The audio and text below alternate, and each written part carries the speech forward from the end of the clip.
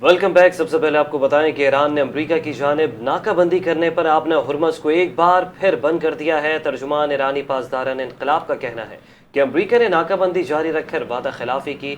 आपने हुर्मस बरामद आमद और रफ्त का निज़ाम सख्त फौजी कंट्रोल में वापस आ गया। आपने हुर्मस दोबारा बंद करने की वजह अमेरिका की बार बार की खिलाफ वर्जियाँ हैं। पासदारान इनकलाब की जानिब से जारी बयान में कहा गया, जब तक अमेरिका ईरान से आने जाने वाले जहाज़ों की आमद और रफ्त को पूरी आज़ादी के साथ बहाल नहीं करता, उस वक्त तक आपने हुर्मस की सख्त निगरानी रहेगी।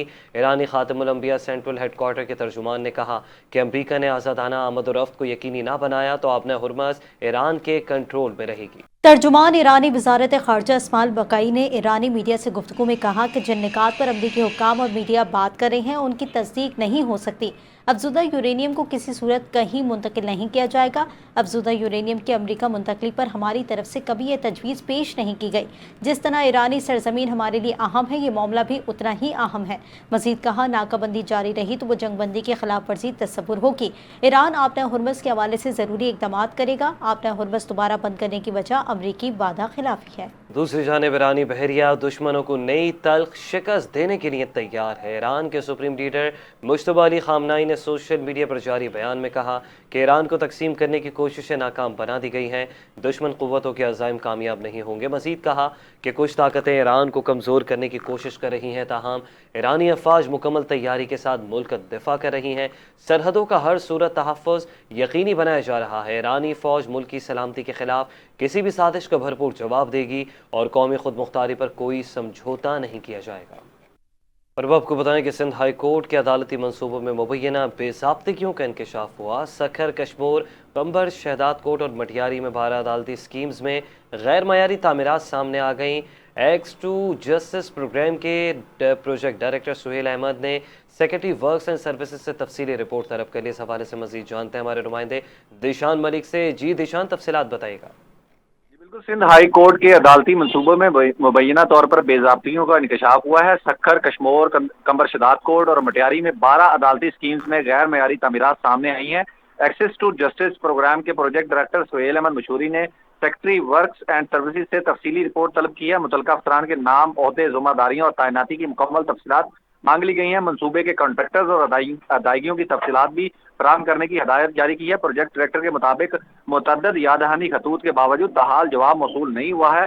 शहदाद कोट, कंबर, सखर, पन्नू आकल, रोड़ी और कश्मोर कनकोट में जारी अदालती तामीरात की तफसीलात तलब कर ली गई हैं। मटियारी में अदालतों और रिहायशी बंगलों की तामीरात की जो तहकीकात की कैबरी दायरा कार जो है वो वसी कर दिया गया। तमाम तर रिकॉर्ड जो है वो 7 रोज में जमा कराने का हुक्म जारी किया गया है। प्रोजेक्ट डायरेक्टर की हिदायत है कि अहम नौइयत के मामले पर ज़ाती तौर पर तवज्जो देते हुए तमाम तर रिकॉर्ड जो है वो जमा करवाया जाए। ठीक है जिशान, अपडेट करने का शुक्रिया। कराची के इलाके लियाकताबाद में बिजली की अदम फरामी पर इलाका मकीन जहनी अजियत का शिकार हो गए। बिजली न होने से इलाका मकीनों के रोजमर्रा उमूर मुतासर होने लगे हैं। इस हवाले से मज़ीद तफसीलात जानेंगे आरिफ हबीब से। जी आरिफ।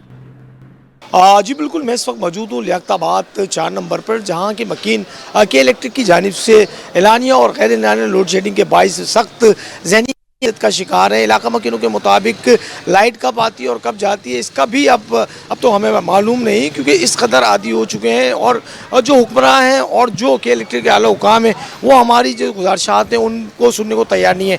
हमारे साथ एक इलाका मकीन मौजूद है, उनसे बात करते हैं। के इलेक्ट्रिक के हवाले से मुश्किलात नहीं है, गैस के हवाले से अलग मुश्किलात हैं, कचरा फेंकने के हवाले से अलग मुश्किलात हैं। अब जो के इलेक्ट्रिक के हवाले से हमें मुश्किलात हैं, अगर आप देख लें तो गैर एलानिया लोड शेडिंग यहाँ हो रही है। कभी पूरा दिन लाइट बंद कर देते हैं। देखें, गैस पहले ही नहीं है। जो लोग बेचारे इलेक्ट्रिक जो है ना वो चूल्हे वगैरह यूज़ करते हैं वो भी नहीं यूज़ कर पा रहे। अब एक गैस नहीं है, ऊपर से लाइट नहीं है, अब लोग जाएँ तो कहाँ जाएँ। फिर इस तरह जो तालीम मुतासर हो रही है बच्चों की वो अलग है कि रात को ये 2 बजे बंद कर देते हैं लाइट, दिन में कोई भी टाइम नहीं है, रात को भी 2 बजे बंद कर देते हैं। फिर गैस की लोड शेडिंग, उसके बाद कचरे का मसला। फिर एक छोटी सी बात और अर्ज कर दूं मैं कि इन्होंने गैस भी मतलब है कोई सर पैर नहीं है। इधर 2 दिन जंग हुए हैं, इधर गैस पहुंच गई 600 रुपये पे। लाइनों में आप नहीं दे रहे, बिल भी भेज रहे हैं आप। और गैस भी आपने एलपीजी भी महंगी कर दी है, भाई किससे रोटी पकाएं, क्या करें? जी बिल्कुल, हमारी बात हुई एक शहरी से, उनका यही कहना था कि के इलेक्ट्रिक की जो एलानिया गैर एलानी लोड शेडिंग समेत गैस की लोड शेडिंग का भाई यहाँ पर बेहतरीन जो सिलसिला है वो जारी है। इन महकमों को चाहिए कि फिल फॉर नोटिस लें और जो यहाँ की मौकीन परेशानी के शिकार हैं उनको इस परेशानी से निजात दिला सकें। जी, पेट्रोल की कीमतें जब बढ़ती हैं तो उसका असर हर चीज़ पर नज़र आता है, लेकिन जब कीमतें कम होती हैं तो शहरियों को अक्सर वो रिलीफ नहीं मिलता जिसकी वो तवक्को करते हैं। शहर कायद में भी किरायों में कमी न होने पर मुसाफिर और अमले के दरमियान तल्ख कलामी के वाक़यात भी बढ़ने लगे। इसी हवाले से देखते हैं ये रिपोर्ट। पेट्रोल मसनूआत की कीमतों में कमी के बावजूद शहरियों को ट्रांसपोर्ट के शोबे में वाज़ेह रिलीफ नजर नहीं आ रहा। बसों, वैगनों और रिक्शों के किराए बदस्तूर बुलंद सतह पर बरकरार हैं। जब पेट्रोल महंगा हुआ तो इन लोगों ने किराया भी बढ़ा दिया, लेकिन अब पेट्रोल सस्ता हो चुका है तो इन लोगों ने किराया कम नहीं करा, किराया वही रेट चला रहे हैं, वही सब कुछ चला रहे हैं। और इनसे बोला जाता है तो ये लोग उल्टा लड़ाई झगड़ा करते हैं, जिद बहस करते हैं, बहुत बदतमीजी की रेट करते हैं। ट्रांसपोर्ट वाले ना, मेरी नज़र में ये लोग माफिया हैं। ये जब पेट्रोल महंगा होता है तो ये रोते हैं, जब सस्ता होता है तो बिल्कुल भी मुस्कुराते नहीं। तो उन्होंने अपनी मनमानी की हुई है, बस गरीब का इनको एहसास नहीं है, अपनी जेबें भरे जा रहे हैं। मुसाफिरों के मुताबिक कई ट्रांसपोर्ट मालिकान और कंडक्टर्स पुराने नरखों पर ही किराया वसूल कर रहे हैं और बाज़ औक़ात एतराज़ करने पर सूरत हाल तल्ख कलामी और झगड़े तक पहुँच जाती है। हम आए दादू से, हमने पहले 1000 रुपये आते थे, 900 पे आते थे, अभी 1500 1800 रुपया एक आदमी का। सो भी देखो कितना मुसाफिरी तंगी हो गई। जब भी महंगा होता है सस्ता तो हो जाते हैं, लेकिन जो चीज़ महंगी हो जाती है वो सस्ती नहीं होती कभी भी।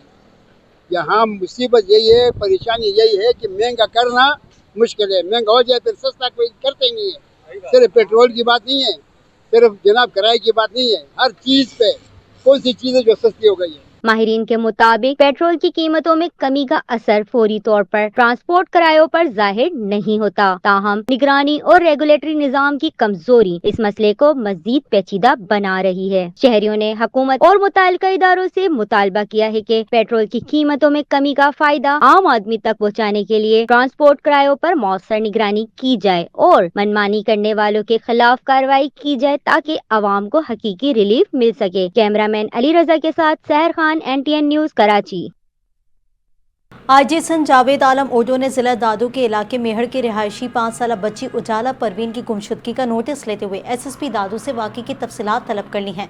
आईजी सिंध ने कहा कि बच्ची की तलाश के लिए तमाम दस्तियाब वसाइल बरोएकार लाए जा रहे हैं। मजीद तफसीलात जानेंगे जिशान मलिक से। जी जिशान, अपडेट कीजिएगा।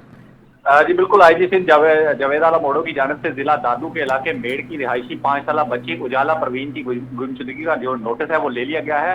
SSP दादू से वाक़े की मुकम्मल तफसीलात तलब करते हुए बच्ची की फौरी बाजियाबी के लिए हर मुमकिन इक़दाम की यकीनी बनाने की हिदायत जारी की गई है। बच्ची की तलाश के लिए तमाम दस्तियाब जो वसाइल हैं वो बरोएकार लाने की भी हिदायत जारी की गई है। बच्ची की तलाश के लिए जदीद टेक्नोलॉजी, CCTV फुटेजेस और ह्यूमन इंटेलिजेंस को मौसर अंदाज में इस्तेमाल किया जाए। आईजी सिंध ने हुक्मनामा ये जारी किया है। बच्ची की गुमशुदगी से मुतल्लिक मुकदमा थाना मेड़ के पुलिस स्टेशन A सेक्शन में दर्ज है। बच्ची की तलाश के लिए SSP दादू की जानिब से 5 रुकनी खसूसी कमेटी जो है वो तश्कील दे दी गई है, जो मुख्तलिफ पहलुओं पर तहकीकात कर रही है। आईजी सिंध ने जल्द अज जल्द इस वाक़े की रिपोर्ट जमा करवाने की हिदायत जारी की है। जी बहुत शुक्रिया जिशान मलिक तफसीलात का।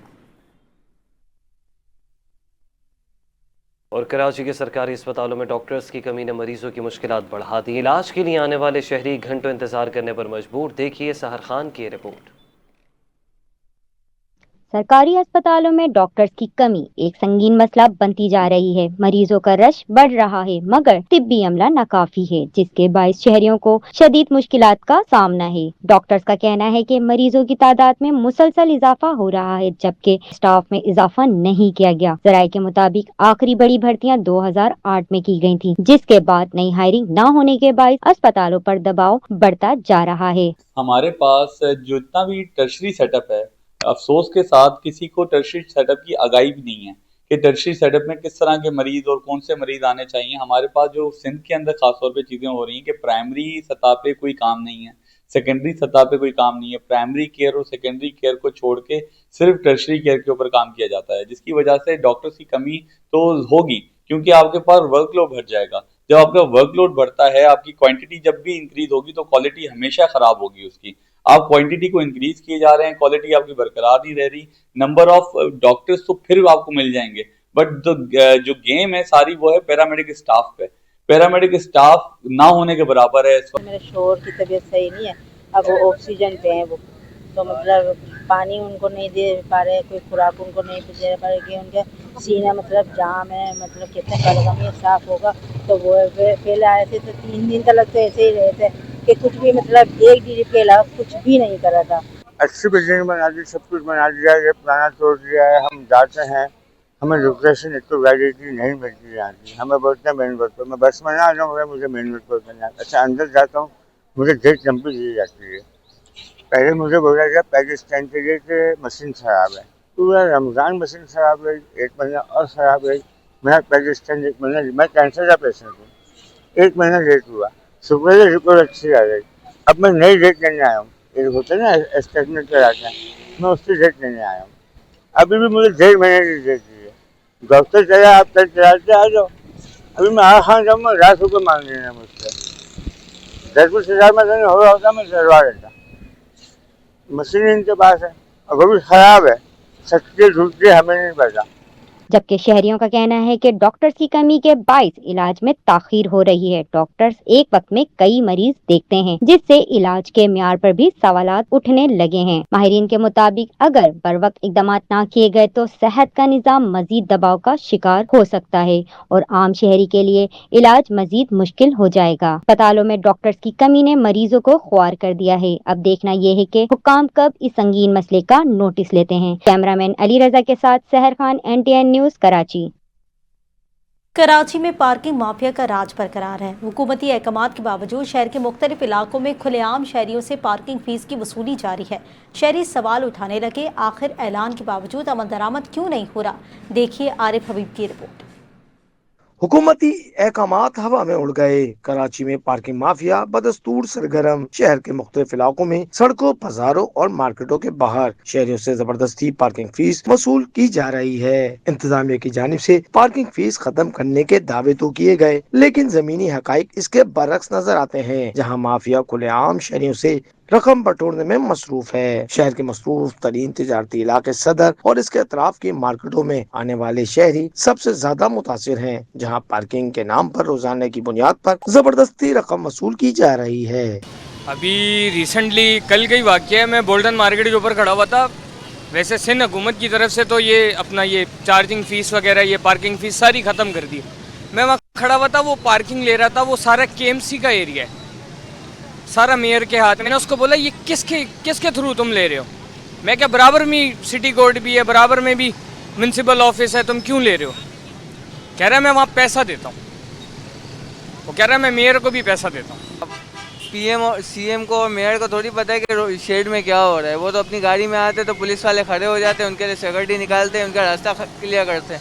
हमारे लिए तो वही रास्ता जाम है, आप देख सकते हो आगे पीछे सारा रास्ते वही, हमारे लिए तो जाम है। जी सर, ये पार्किंग फ़ीस यहाँ से ली जाती है, ये 50 रुपये फ़ी बाइक ले रहे हैं ये लोग। और प्लस अभी ये रात में इसी जगह पे ही जो है ये वाइट पुलिस वाले जो है सार्जेंट, इधर आके ये लोग इधर बदमाशी दिखाते हैं बाइक वालों के साथ, और जो है क्या कहते हैं बुरे तरीके से, यानी कि उनके हेलमेट वगैरह उतार के फेंकते हैं, तोड़ते हैं और उनको यहाँ से भगाते हैं। हमारा रोजगार यही है। हम यहाँ खरीदारी के लिए आते हैं, लेकिन पार्किंग के पैसे अलग देने पड़ते हैं, ना दें तो गाड़ी खड़ी नहीं करने देते। शहरियों का कहना है कि अगर हुकूमत वाकई संजीदा है तो सिर्फ ऐलानात नहीं बल्कि अमली इक़दाम किए जाएं और पार्किंग माफिया के खिलाफ फौरी सख्त कार्रवाई अमल में लाई जाए। कैमरामैन यूनुस शाह के साथ आरिफ हबीब, NTN न्यूज़, कराची। बुलेटिन से फिलहाल मजीद खबरों और अपडेट्स के लिए आप देखते रहिए NTN न्यूज़।